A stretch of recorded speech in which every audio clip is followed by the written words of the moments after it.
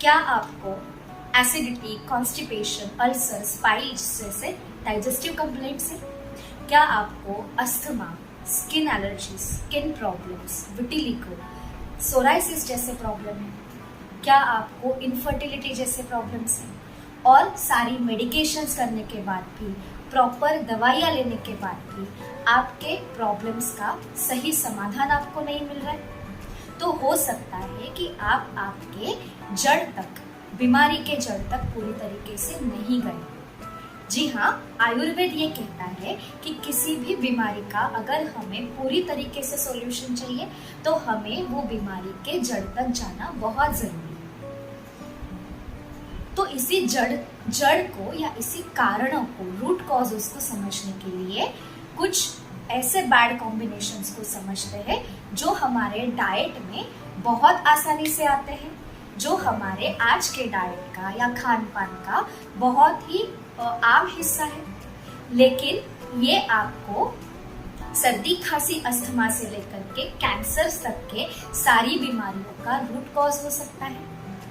इन्हीं कॉम्बिनेशंस को, इन्हें बैड कॉम्बिनेशंस को आयुर्वेदा ने कहा है विरुद्धान्न, और यही विरुद्धान्न को आयुर्वेद ने गरविष यानी कि स्लो पॉइजन की उपमा दी। इसका मतलब है ये कॉम्बिनेशंस अगर हम हमारे आहार में डालें, जैसे कि दूध और फ्रूट्स, गर्म पानी और शहद, तो ऐसे कॉम्बिनेशंस अगर हम हमारे आहार में डालें तो हमें संपूर्ण सेहत और ये आपके सारी बीमारियों का पूरी तरीके से समाधान या हल मिल सकता है। नमस्कार, मेरा नाम है डॉक्टर ऐश्वर्या फाटक। वेदोलॉजी हेल्थ मैनेजमेंट क्लिनिक्स में मैं आप सभी का बहुत बहुत स्वागत करती हूँ। तो चलिए देख लेते हैं ऐसे 10 बैड कॉम्बिनेशंस जो हमारे सेहत के लिए बहुत ज़्यादा हार्मफुल हो सकते हैं। सबसे पहला कॉम्बिनेशन है गर्म पानी और शहद। अभी वेट लॉस के लिए तो ये गर्म पानी और शहद बहुत कॉमन है, लेकिन शहद की खुद की तासीर या स्वभाव उष्ण है और गर्म पानी भी उष्ण स्वभाव का है। इसको कहते हैं वीर्य विरुद्ध अन्नपान। ऐसा करने से आपके शरीर में बहुत ज्यादा उष्णता बढ़ सकती है, पित्त बढ़ सकता है, अल्सर्स, एसिडिटी जैसे, आम्ल पित्त जैसे प्रॉब्लम्स भी हो सकती है। तो इसको टालना बहुत जरूरी है। तो क्या करें? तो गर्म पानी को ठंडा पानी या रूम टेम्परेचर तक होने के लिए छोड़ देना है। रूम टेम्परेचर तक होने के बाद ही उसमें शहद मिला करके पीना है। शहद आपके वेट लॉस के लिए, आपके एक्सेस फैट को कम करने के लिए बहुत अच्छा है, क्योंकि उसमें लेखन गुणधर्म है, लेकिन इसको गर्म पानी के साथ कभी भी। सेकेंड कॉम्बिनेशन है शहद और घी। यस, अभी लोगों को ये लगता है शहद और घी साथ में बिल्कुल भी कभी भी नहीं लेना, लेकिन ऐसा नहीं है। शहद और घी अगर आप इक्वल क्वांटिटी में ले रहे हो तो ही वो हमारे सेहत के लिए हानिकारक है। लेकिन शहद ये आपके कफ विकार को कम करने के लिए, सर्दी, खांसी, अस्थमा जैसी बीमारी को कम करने के लिए, और घी आपके पित्त विकारों को कम करने के लिए बहुत अच्छा होता है। इसलिए अगर इनको आप कॉम्बिनेशन में लेना चाहो, पित्त कफ के विकारों में लेना चाहो, तो मान लीजिए कि शहद आपको 1 चम्मच लेना है और घी आपको आधा चम्मच लेना है, या इससे वाइस वर्सा भी आप कर सकते हो। ये विरुद्धान्न या बैड कॉम्बिनेशन फिर नहीं होगा। तीसरा विरुद्धान्न है जो हम काफ़ी कॉमन लेते हैं, वो है दूध और फ्रूट्स। यस, हमें दूध के साथ कोई भी फ्रूट नहीं लेना है, क्योंकि दूध खुद पचने में ज़्यादा हेवी होता है और फ्रूट्स अलग अलग रस के होते हैं। फ्रूट्स को भी पचाने के लिए अपने अग्नि की ज़रूरत होती है। तो अगर आप दूध और फ्रूट्स को साथ में लेते हैं, फ्रूट सलाड्स के फॉर्म में, मिल्क शेक्स के फॉर्म में और स्मूदीज के फॉर्म में, तो ये बहुत ज़्यादा हेवी हो जाता है, पचने में दिक्कत देता है और अल्टीमेटली आपके शरीर के अंदर टॉक्सिन्स के स्वरूप में डिपॉजिट होता है। तो ये ना हो, तो इसके लिए दूध और फल हमें बिल्कुल भी साथ में नहीं लेना है। दूध और फल के बीच में हमें अच्छा खासा गैप रखना है, जैसे कि 1, 1.5, 2 घंटे का। तो ये कॉम्बिनेशंस हमारे लिए बैड नहीं होंगे। चौथा कॉम्बिनेशन है दूध और नमक। अभी दूध और नमक साथ में तो नहीं लिया जाता है, लेकिन पनीर के फॉर्म में, क्रीम चीज़ के फॉर्म में, जब हम सब्जियां बनाते हैं तो वो सब्जियों में ऊपर से हम क्रीम डालते हैं या दूध बहुत ज़्यादा, मलाई बहुत ज़्यादा डली जाती है, तो ये सारे बैड कॉम्बिनेशंस हैं। और इसको कम करने के लिए, इसको बचाने के लिए आप सोया मिल्क का, आमंड मिल्क का भी इस्तेमाल कर सकते हैं। इसी के साथ दूध, और जब हम नाश्ता साथ में करते हैं, ये नाश्ता ज़्यादातर नमकीन या अलग अलग रसों का होता है, तो हम नाश्ता और चाय जब साथ में ले रहे हैं या नाश्ता और दूध जब साथ में ले रहे हैं या एक के ऊपर एक ले रहे हैं, तो भी इसकी वजह से हमें बीमारियां हो सकती है। और ये बीमारियां टालने के लिए हमें सिर्फ इतना करना है कि दूध और चाय, दूध या चाय और खाना या नाश्ता हमें साथ में नहीं लेना है। इसमें हमें मिनिमम आधे घंटे का गैप रखना है। फिफ्थ बैड कॉम्बिनेशन है दूध और खट्टी चीज़ें। अभी इसमें हमारी पनीर जैसे चीज़ें हो गई, दूध और वेजिटेबल्स हो गए, और दूध और खिचड़ी, कढ़ी, ऐसी चीज़ें हो गई। तो इनको अवॉइड करना ही आयुर्वेद के हिसाब से आपके लिए सही रहेगा।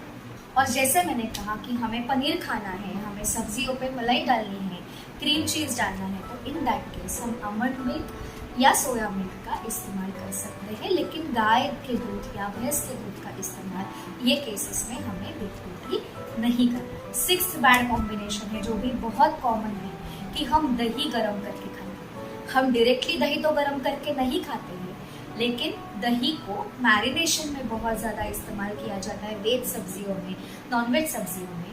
तो ये हमारे लिए सही नहीं है, क्योंकि दही आपका खुद ही गर्म तासीर का या गर्म स्वभाव का होता है, और इसको जब हम और गर्म करते हैं तो ये स्वभाव से और उष्ण हो जाता है। इसके खाने की वजह से आपको रक्त विकार, पित्त विकार, पीलिया जैसी बीमारियां हो सकती हैं।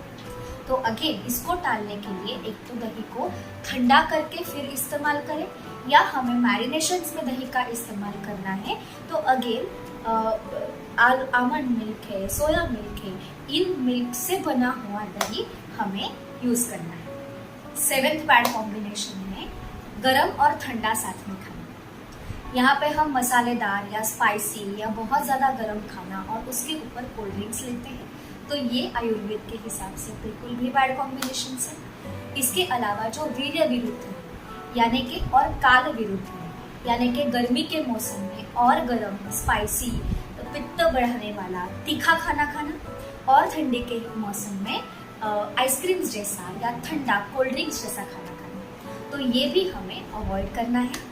एट्थ बैड कॉम्बिनेशन है, और जो कि बहुत कॉमन है, जिसको हम कहते हैं अवस्था विरुद्ध, यानी कि जो ऑलरेडी सेडेंटरी लाइफ में है, जिनको कफ विकार है, मेद विकार है, जिनको मोटापा जैसी समस्या है, जिनका वजन नहीं कम हो रहा है, वो और स्निग्ध तेल में तला हुआ, घी में तला हुआ, चीज़ी, बटर वाला खाना खाते हैं, तो इसको हम अवस्था विरुद्ध कहते हैं। या जो कुछ भी, जो लोग बहुत कृश हैं या बहुत ज़्यादा एक्सरसाइज करते हैं, ऐसे लोग अगर रुक्ष अन्नपान करें, वात को और बढ़ाने वाला खाना खाए, तो वो भी अवस्था विरुद्ध है। नाइन्थ बैड कॉम्बिनेशन, जो भी अगेन बहुत कॉमन है, इसको हम अग्नि विरुद्ध कहते हैं। इसका मतलब अगर आपका पित्त प्रकृति है, आपका डाइजेशन ऑलरेडी बहुत अच्छा है, मेटाबॉलिज्म ऑलरेडी बहुत अच्छा है, और अगर आप इंटरमिटेंट फास्टिंग कर रहे हो या बहुत समय तक भूखा रह रहे हो, तो वो आपके लिए अच्छा नहीं है।